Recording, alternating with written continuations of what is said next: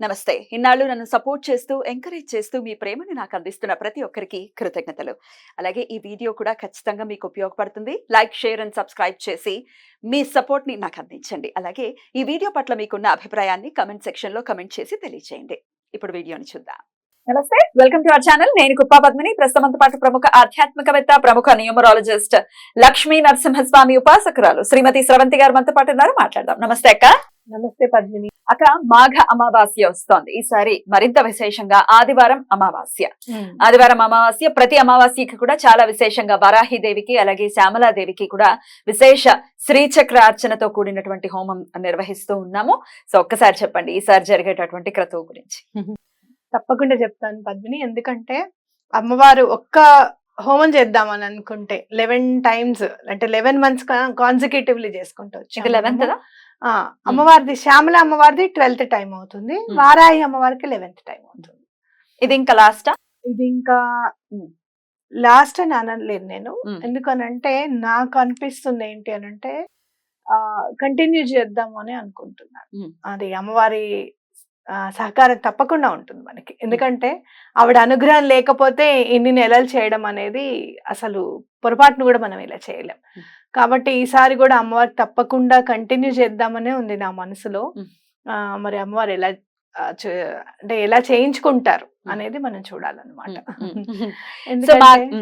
ఎందుకంటే ఈసారి ఏం చేద్దాం అనుకుంటున్నానంటే నెక్స్ట్ మంత్ నుంచి డైరెక్ట్ గా ఎవరెవరైతే వస్తారో వాళ్ళకి కూడా ఆహ్వానించి చేయించాలని అనుకుంటున్నాను. అంటే అనుకున్న వాళ్ళు ఉంటారు, లేదు అంటే డైరెక్ట్ గా పార్టిసిపేట్ చేయాలనుకున్న వాళ్ళు ఉంటారు. హోమంలోను పూజలోను వస్తే వాళ్ళకు కూడా అర్థమవుతుంది కదా అమ్మవారు తీవ్ర దేవత లేకపోతే సాత్విక దేవత అనేది. వచ్చిన వాళ్ళకు కూడా అర్థమవుతుంది. మన క్రతువు అనేది కూడా చూస్తారు కదా అనేది నా అభిప్రాయం అన్నమాట. ఏదో ఎవరికో భయపడి మనం ఆపేసినట్టు అవుతుందా అనేది ఒక క్వశ్చన్ మార్క్. ఇప్పుడు ఇదే లాస్ట్ అన్నాం అనుకోండి, అదిగో మేము చెప్పాం ఇంకా ఆపేసారు చూడండి అనుకుంటారేమో అని చెప్పి ఎవరికి భయపడాలి అది అందుకని నాకేమనిపించింది అని అంటే వారాహి అమ్మవారికి కానీ శ్యామల అమ్మవారికి కానీ చేసినప్పుడు చాలా మందికి చాలా పనులు అయ్యాయి. మనకి క్లయింట్స్ వాళ్ళకి కూడా చాలా మందికి పనులు అయ్యాయి. కాబట్టి అలా కంటిన్యూ చేద్దామని అనుకుంటున్నాను. అమ్మవారు తప్పకుండా అనుగ్రహిస్తారు అన్న నమ్మకం కూడా నాకుంది. కాకపోతే కార్యాచరణ ఎలా ఉంటుంది, ఎలా చేయాలి అనే దాని మీద ఇంకొంచెం వర్కౌట్ చేసుకోవాలన్నమాట. ఎందుకంటే ఈసారి ఏదన్నా కూడా చేస్తే కూడా అలానే ఒక 11 నెలలు చేయాలనే సంకల్పంతోనే చెయ్యాలి అని. అది ఎలా చెయ్యాలి అనేది కొంచెం కూర్చొని మాట్లాడుకోవాలి మనం. మాట్లాడుకున్న తర్వాత చేద్దామని. పీఠంలోనే జరుగుతుందా? ఆ పీఠంలోనే జరుగుతుంది. ఈసారి అంటే ఇప్పుడు మాఘ అమావాస్యతో అయిపోయిన తర్వాత నెక్స్ట్ మనం మళ్ళీ పాల్గొన మాసంకి వెళ్ళిపోతాం కదా. పాల్గొన మాసంలో మనం ఎవరినైనా డైరెక్ట్ గా పిలవాలా ఏంటి అనేది ప్రత్యేకంగా ఆలోచించుకొని చేయాలని. దసరా నవరాత్రుల్లో అయితే విశేషంగా చేశాం. అలాగే ఎవరైతే వస్తారో చక్కగా వచ్చి చూసి మన స్కందగిరి ఆలయంలో జరిగింది చాలా విశేషంగా. సో అట్లాగే ఎవరైనా రావాలి, ఇంకా డైరెక్ట్ గా హోమంలో పార్టిసిపేట్ చేయటం కానీ లేకపోతే శ్రీచక్ర అర్చనతో మనము అక్కడ శ్రీ విద్య దీంతో చేస్తారు కదా, శ్రీ విద్య స్టైల్. అవునవునవును. శ్రీ విద్యోపాసనలో ఎలా అయితే చెప్పారో అమ్మవారిని ఎలా ఉపాసించాలి అని చెప్పారో అలానే మనం ఉపాసన చేస్తాం అమ్మవారిని. అలాగే అమ్మవారికి మూల మంత్రంతోనూ సహస్రనామాలతోనూ అమ్మవారికి హోమం నిర్వహించుకుంటాం. అది రైట్ అక్క. అయితే ఈసారి మాఘ అమావాస్య అంటే ఆదివారం వస్తోంది. మాఘ ఆదివారం చాలా చాలా విశేషము. ఆ ఆదివారం అమావాస్య.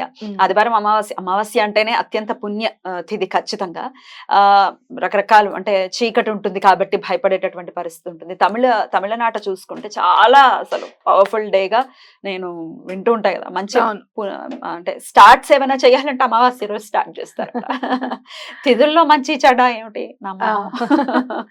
తిథులకు ఆపాదించాల్సిన అవసరం లేదు. మంచిని చెడని ఎండ్ ఆఫ్ ది డే మళ్ళీ ఒక న్యూ బిగినింగ్ అమావాస్య నుంచి స్టార్ట్ అవుతుందని ఎన్నో సార్లు మీరు కూడా చెప్పి ఉన్నారు. సో వారాహిదేవికి ఎప్పుడు అలాగే శ్యామలాదేవికి ఎప్పుడు జరుగుతుంది ఆ రోజు? మనకి పొద్దున్న పూట శ్యామలమ్మకి చేసుకుంటాము 11ంటికి, సాయంత్రం 7ంటికి అమ్మవారికి వారాహి అమ్మవారికి చేసుకుంటాం అనమాట. ఇప్పుడు మనం అలానే చేస్తాము. ఈసారి కూడా అలానే చేసుకుంటాం. అయితే ఆదివారం నాడు వచ్చింది కాబట్టి మనము సూర్యనారాయణ స్వామికి కూడా మనం ఏదైనా సమర్పించుకుందాం ఆ రోజు అని అనుకుంటున్నాము. మ్మ్. టైం గనక మనకి ఇస్తే గనక, టైం ఏమన్నా ఉంటే గనక సూర్యారాధన కూడా ఆ రోజు తప్పకుండా ఉంటుంది విశేషంగా అని చెప్పి చెప్పుకోవచ్చు. మీ ఇంట్లో ఆల్రెడీ జరుగుతోంది సూర్యారాధన ప్రతి మాఘ ఆదివారాలు కదా? ప్రతి మాఘ ఆదివారం. మ్మ్. అది నిజంగా చెప్పాలంటే విశ్వనాథ్ గారికి చాలా థ్యాంక్స్ చెప్పాలి. ఎందుకంటే మనకు ఆ ఆలోచన రావడానికి అరుణ పారాయణం చేయించండి నెలకొకసారి అని మనం అనుకున్నప్పుడు, అసలు మాఘమాసం 4 ఆదివారాలు చేయించుకుంటే చాలా మంచిది అని అనుకోవడం, అలానే ప్రతి వారం చక్కగా ఎటువంటి ఆటంకం లేకుండా ఇంట్లో వాళ్ళు కూడా నాకు చాలా సహకరిస్తారు. పద్మిని, నేను ఎలా చెప్తే ఇలా చేసుకుందాం అనుకుంటున్నాం అంటే సరే నీ ఇష్టం అని అంటారు. అలానే ఆదివారం అరుణ పారాయణం చేసినప్పటి నుంచి ఆదివారాలు చాలా ఫాస్ట్ గా వస్తున్నాడు అనిపిస్తుంది నాకైతే. చాలా బాగుంటుంది అరుణం చేస్తూ ఉంటే. అవును. స్వామికి ఆ 12 నమస్కారాలు చేస్తూ చక్కగా మహాసౌరం కూడా చేస్తున్నట్టున్నారు. అరుణం మహాసౌరం త్రిచతో కూడినటువంటి నమస్కారం. అవును, నమస్కారం చేస్తున్నారు. అయితే నేను చూసింది ఏంటి అని అంటే, చేసినప్పటి నుంచి అదిత్రి ఉంది కదా, కొంచెం అన్నం తినడానికి చాలా మారం చేసేది, తినేది కాదు. ఆ తినకపోయేసరికి దానికి విసుగు, ఆ చదువు అంత ఎక్కువ అని. కానీ అరుణ పారాయణం చేసినప్పటి నుంచి అమ్మ నాకు ఇది కావాలి, నేను ఇది తింటాను అని చెప్తోంది. చూస్తోంది అక్కడ, చూస్తోంది, దండం పెట్టుకుంటుంది, చూస్తుంది. చాలా డిఫరెన్స్ కనపడింది నాకు దాంట్లో. ఎందుకు అంటే రవి నక్షత్రం కదా, కనెక్ట్ అలానే ఉంటుంది. కనెక్ట్ అలానే ఉంటుంది, చాలా డిఫరెన్స్ కనపడింది కాబట్టి యూనివర్స్ అంటే సూర్య భగవానుడు కూడా తొందరగా మనం అనుకున్నది ప్రసాదిస్తారు అని చెప్పడానికి ఇది ఒక తార్కాణంగా మనం చెప్పుకోవచ్చు అన్నమాట. ఎవరైనా అరుణ పారాయణం ఎలా చేసుకోవాలి ఏంటి అనేది తెలుసుకోవాలి అనుకుంటే గనక, అసలు నెక్స్ట్ సండే, ఈ సండే మనం బిజీగా ఉన్నాము కదా, అరుణ పారాయణం ఇంట్లో జరుగుతుంటుంది, మనమేమో రేపు సిద్ధమంగళ స్తోత్రం సేవలో ఉన్నాం కదా రేపు. కాబట్టి ఈసారి అరుణ పారాయణం చేసేటప్పుడు, నేను నెక్స్ట్ మంత్ చేయించేటప్పుడు తప్పకుండా వీక్షకులకి లైవ్ పెట్టిద్దాం అనేది తప్పకుండా ఉందన్నమాట, ఆలోచన ఉంది. తప్పకుండా అరుణం చేయించుకోవటం అది ఋతుకల ద్వారా చేయించుకునేటటువంటి పరిస్థితి ఉంటుంది. కానీ ఖచ్చితంగా ఆరోగ్య ప్రదాత సూర్యనారాయణమూర్తి మనందరికీ తెలిసిందే. అయితే ఈ ప్రత్యేకించి అమావాస్య రోజు కూడా వరాహిదేవికి శ్యామలాదేవితో పాటు సూర్యనారాయణమూర్తి కూడా ఆరాధన. అలాగే ఎలాంటి బాధల నుంచి బయటపడటం కోసం ఈ వరాహిదేవిని కానీ శ్యామలాదేవిని కానీ కొలవచ్చక్క? పిల్లలు చదువుకోవాలి అని అంటే, మేధా సంపత్తి బాగుండాలి అనుకుంటే, ఆటిజం నుంచి ఎట్లాంటి విముక్తిని కూడా చెప్పచ్చు అమ్మవారు తలుచుకుంటే ఎంతసేపు. అలానే ఎంతో కొద్దో గొప్ప వాళ్ళు నేర్చుకోవాలి. వాళ్ళు పిల్లలు, ఆటిజంలో ఉన్న పిల్లలు ఏంటంటే అరుస్తూ ఉంటారు, లేకపోతే ఒక చోట కూర్చోరు, కొడుతూ ఉంటారు. ఇలాంటివన్నీ కూడా తగ్గాలి అని అనుకుంటే గనక, అలాగే మనం అంటే ఒక ఆర్ట్ అనేది రావాలి పిల్లలకి. చదువుకుంటున్నారు, సంగీతం నేర్చుకుంటున్నారు, 2 ప్యారలల్ గా కుదరడం లేదు, లాస్ట్ మినిట్ లేదో టైం వల్ల ఆగిపోయింది కొంతమందిది. అలాంటి వాళ్ళది కంటిన్యూ అవ్వాలనుకుంటే గనక, అలానే పెద్ద పెద్ద వాళ్ళు ఉన్నారు, మాకు ఛాన్సెస్ రావడం లేదండి, మేము చాలా కష్టపడుతున్నాం అనుకునే వాళ్ళు, ఇలాంటి వాళ్ళందరూ పొలిటికల్, ఆ జాబ్ కి సంబంధించిన ఇలాంటి ఏ ప్రాబ్లమ్స్ ఉన్నా కూడా మనం శ్యామల అమ్మవారిని దండం పెట్టుకోవచ్చు అనమాట, ఆవిడని కొలవచ్చు. అలాగే వారాహి అమ్మవారిది ఏంటంటే, ప్రత్యేకించి భూ సంబంధ వివాదాలు ఏమన్నా ఉంటే గనక, అలాగే కోర్టుకు సంబంధించిన ఏమైనా ప్రాబ్లమ్స్ ఉంటాయి, అలాగే అసలు ఇది మొండి పని, ఇది అవ్వదు అని అనుకుంటే, వాళ్ళు ఎవరైనా మిమ్మల్ని ఇబ్బంది పెడుతుంటే వారాహి అమ్మవారికి దండం పెట్టుకోండి, తప్పకుండా మీ పనులు అయిపోతాయి అనడంలో ఎటువంటి అతిశక్తి లేదన్నమాట. సో 3 క్రతువులు జరుగుతున్నాయి, అటు సూర్యనారాయణమూర్తికి, వరాహిదేవికి, శ్యామలాదేవికి. సో చక్కగా గోత్రనామాలు పంపించుకోదలుచుకున్న వాళ్ళు ఎలా కాంటాక్ట్ చేయొచ్చు? ఒక ఫోన్ నెంబర్ మీరు స్క్రోల్ చేస్తారు కదా, ఫోన్ నెంబర్ కి కాల్ చేయండి. గోత్రనామాలు ఎవరైనా ఇవ్వాలనుకుంటే వాళ్ళు చక్కగా రిజిస్టర్ చేసుకోవచ్చు. తప్పకుండా ఎవరైనా క్రతువులో గనక మీరు డైరెక్ట్ గా పాల్గొనాలనుకుంటే, ఎందుకంటే మాఘ అమావాస్య కాబట్టి చెప్తున్నాను, ఎవరైనా డైరెక్ట్ గా మీరు రావాలి అనుకుంటే, క్రతువుని చూడాలి అని అనుకుంటే కనుక తప్పకుండా నాకు ముందు ఇన్ఫార్మ్ చేస్తే నేను దాన్ని బట్టి ఎంతమందిని నేను అలొకేట్ చేయగలను అనేది నేను చూసుకుని నేను చెప్తాను, నీకు చెప్తాను కదా. తప్పకుండా. పీఠంలో స్పేస్ సరిపోతుందా? సరిపోతుంది. దాన్ని బట్టే ప్లాన్, దాన్ని బట్టి మనం ప్లాన్ చేసుకుందాం. తప్పకుండా అందరూ కూడా మాఘ అమావాస్య కాబట్టి కొంతమంది మీరు ఎవరైనా రావాలి అనుకుంటే కనుక చెప్తే నేను వాళ్ళకి అరేంజ్ చేస్తాను. అలాగే ప్రసాదం కూడా పంపించడం జరుగుతుంది. ప్రసాదం పంపిస్తాను. ఈసారి కూడా ఎప్పుడు కూడా రుద్రాక్షలును చీరలు పంపిస్తున్నాను. ఈసారి కూడా తప్పకుండా ఎవరికి ఎవరైతే బుక్ చేసుకుంటారో వాళ్ళందరికీ కూడా ప్రసాదం పంపించడం జరుగుతుంది అనమాట. రైట్ అక్క, చాలా అద్భుతంగా ఈసారి మాఘ అమావాస్య ఆదివారం వస్తోంది కాబట్టి ఖచ్చితంగా ప్రతి ఒక్కరు కూడా వినియోగించుకుని పరిపూర్ణంగా అమ్మవారి అనుగ్రహం మనందరి పట్ల ఉండాలని, అలాగే సూర్యనారాయణమూర్తి అనుగ్రహం కూడా మనందరి పట్ల ఉండాలని మనస్ఫూర్తిగా కోరుకుంటూ థ్యాంక్ యూ సో మచ్ అక్క. నమస్తే. ఇంకో విషయం చెప్పాలి, చెప్పండి. నమస్తే చెప్పే ముందు తప్పకుండా చెప్పండి. మీకడ్డే చాలా మంది అంటే నన్ను చాలా అంటే మీరు ఇలా చేస్తున్నారు అమ్మవారికి ఆపకుండా చేయగలుగుతున్నారు అని అంటే గనక 11 నెలలు మీరు ఇంత కంటిన్యూగా చేయగలుగుతున్నారు అని అంటే మీకు చాలా అనుగ్రహం ఉంది అమ్మవారిది అని చెప్పి చాలా మంది అంటారు. నేను కూడా వారాహి అమ్మ ఇక్కడ ఉన్నారు, ఆవిడని అసలు ఆవిడ చేసిన మంచిని ఇలా చేశారు అమ్మవారు, ఇంత చేశారు అని చెప్పి ఒక మాటలో నేను చెప్పలేను. అమ్మా నాకు ఈ కష్టం ఉంది అని అంటే అలా తీసి అవతల పెట్టేస్తారనమాట ఎప్పుడు కూడా.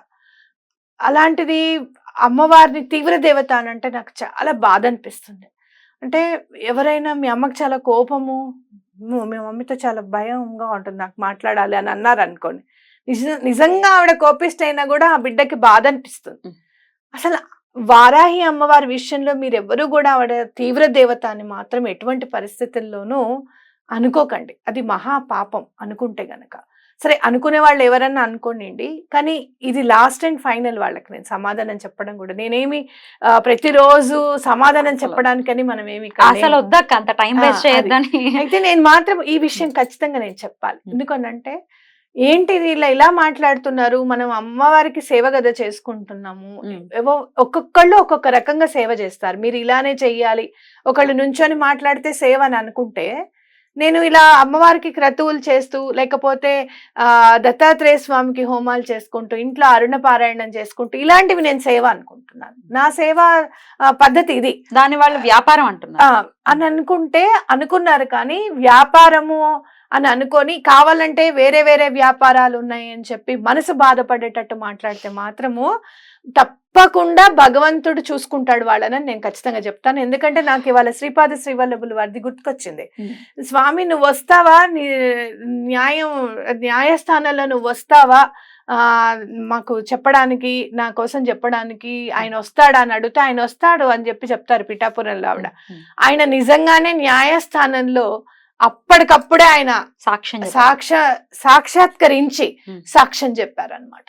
కాబట్టి నువ్వు ఇలా చూసుకున్నా, అటు సుబ్రహ్మణ్యేశ్వర స్వామి ఇలా వెలుపు నీకైనా నాకైనా, పళని సుబ్రహ్మణ్యేశ్వర స్వామి కూడా చనిపోయిన వాడి రూపంలో వచ్చి సాక్ష్యం చెప్పారట ఒకడికి. కథలు రెండు మనం చెప్పుకున్నవే. నాకు అనిపించింది స్వామి ఇదేమిటిది, నాకు ఇంత బాధ ఏంటి అని అనుకుంటే నాకు ఇవాళ ఒక ఫోటో కనపడింది పద్మిని, ఇప్పుడు కూడా కనపడింది. అక్కల్కోట్ మహారాజు గారు అంత తొందరగా ఫోటో కూడా కనపడదు, ఆయన చాలా అసలు చెంచల భారతి అని కూడా అంటారు, ఆయన ప్రజ్ఞాపురం చెంచల భారతి అని కూడా అంటారు ఆయన్ని. అక్కల్కోట్ మహారాజ్ గారు కనపడ్డారు అని అంటే మనం దత్తా సాంప్రదాయంలో ఒక ఇంత ముందుకెళ్ళిపోయామనే లెక్క అని చాలా మంది చెప్పారు నాకు. అది ఈ మధ్య మొన్న అక్కల్కోట్ మహారాజ్ గారు అమ్మవారి రూపంలో కనపడ్డారు నాకు. ఎలా చీర అది కట్టుకుని ఆయన ఫోటో ఉంటుంది, నీకు చూపిస్తాను. అమ్మవారి రూపంలో కనపడ్డారు అని అంటే నాకేమనిపించిందంటే, అమ్మవారికి మనం ఇంత హోమాలు అవి చేసుకుంటున్నాం కదా, అమ్మవారు అక్కల్కోట్ మహారాజ్ రూపంలో కనపడి నన్ను ఆశీర్వదించారు, ఇది చేయడంలో నీ ఎటువంటి ఇది లేదు, నువ్వు చక్కగా చేస్తున్నావు, నాకు అందుతోంది అని చెప్పి అమ్మవారు నాకు చెప్పారు అని చెప్పి నేను అనుకుంటున్నాను. కాబట్టి మీకు ఇంతకంటే వేరే సమాధానం నేను చెప్పాల్సింది ఏమీ లేదు. భక్తులను ఏమన్నా అనుకుంటే ఆవిడ క్షేత్రపాలకురాలు కేవలం కాశీకే కాదు, మనందరికీ కూడా పాలకురాలు ఆవిడ. ఆవిడ పూజ నేను చేస్తున్నా, అనవసరంగా ఏమన్నా అంటే కనుక అమ్మవారు చూసుకుంటుందని గట్టి నమ్మకం నాకుంది. ఇప్పటి వరకు నేను అమ్మవారికి అప్పచెప్పదలుచుకోలేదు. సర్లే ఏదో మాట్లాడుతున్నారు ఎందుకులే, ఆవిడ ఎందుకులే మనం చేయడం అన్నట్టుగా నేను ఇప్పటి వరకు నేను అనలేదు. కానీ ఎవరైనా కానీ మనసు బాధపడేటట్టు మాట్లాడద్దు ఎవరిది కూడా. అలా మాట్లాడితే మాత్రం తప్పకుండా శ్రీపాద శ్రీవల్లభులే చూసుకుంటారు అనడంలో ఎటువంటి, నాకు మాత్రం ఇంత చిన్న డౌట్ కూడా లేదు. అంత ఉందా నీకు అని అంటే ఎస్ అంత ఉందనే చెప్తాను. శ్రీపాద శ్రీవల్లభులు వారే చూసుకుంటారని ఖచ్చితంగా చెప్తాను. ఇది చేసుకోండి అది చేసుకోండి అని సజెషన్స్ ఇస్తున్నారు కదా, ఎవరు ఏది చేస్తే అదే. నోటికి ఎంత వస్తే అంత మాట్లాడకూడదు పద్మిని. కడుపు నొప్పి వచ్చింది నాకు, మీకు కడుపు నొప్పి వచ్చింది ఎప్పుడు, మీరేదో జీలకర్ర తిని కడుపు నొప్పి తగ్గించుకున్నారు, మీరు నాకు అదే నేను ఇంకా వేరే ఎప్పుడు కూడా మీకు సమాధానం చెప్పాల్సిన పని ఉండదు, అవసరం కూడా రాదు. శ్రీపాద శ్రీ వల్లభులే చూసుకుంటారు. రైట్ అక్క, thank you so very much. నమస్తే. నమస్తే.